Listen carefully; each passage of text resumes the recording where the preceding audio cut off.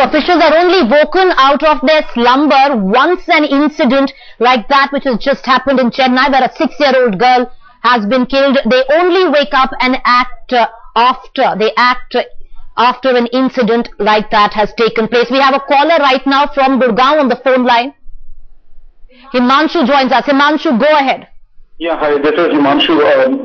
One of my kids goes to a school in Gurgaon, and the feeling that I have, in the sense that I have got from dealing with the school authorities, is we are responsible only for a kid in the classroom. When he goes out to the school bus, or when he's coming in the school bus, it's completely up to the bus guys. They would not be accountable, they would not be taking responsibility, and if they actually are answering the calls, it's a big favor being done to the parents.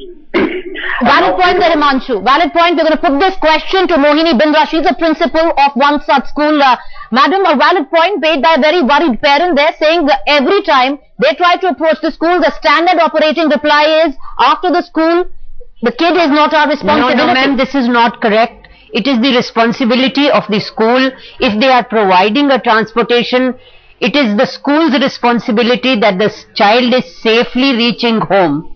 So the school cannot get out of that responsibility if the school has provided the transportation. That's what they're skirting, ma'am. They refuse to provide transport. That's exactly what they're skirting. And we have another caller at this point of time. Venkat Raman from Hyderabad is on the phone line with us. Venkat, are you a worried parent who feels very scared every morning when he drops his parents to that rickety school bus? I'm not a parent. I'm a senior citizen, but I see the children, the way they are being loaded in buses and tempos and small vans and cycle rickshaws and taken to the school. You see, the basic problem is that the very formation of a school itself is a serious violation of all rules. Gone are those days when, trustees used to dedicate themselves only for education. Now, the education is a business. These are the days when schools are run on commercial complexes. You will see that there are schools which are run on shop, basement is a shop, first floor is a shop, and second floor, third floor, the schools are there. And they have very narrow passage for going to the second floor and third floor. Number one. Number two, everything is money. The business school is a business. So why should these businessman worry about the safety of the children at all? For him, every penny counts. He will not bother about anything. Is it not a fact that the children, that the teachers are being paid very less amount? All right, Venkat. That's the question we pose to Sumit, who's in the studio with us. Sumit, Supreme Court guidelines have been violated. That is what the senior citizen there who joined us was talking about.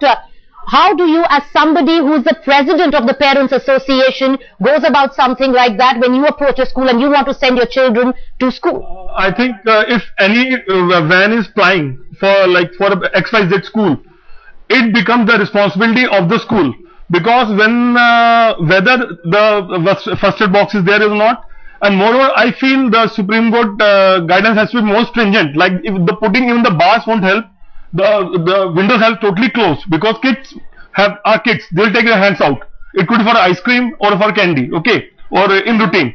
So it has to be stringent first. Second, any transport. But Sumit, aren't you shrugging off responsibility? Aren't parents shrugging off responsibility in the garb of all of this? Because it's the onus lies with you. It's your children who are going to school. Parents are fully responsible, and sometimes what happens is that parents are forced to send on a van.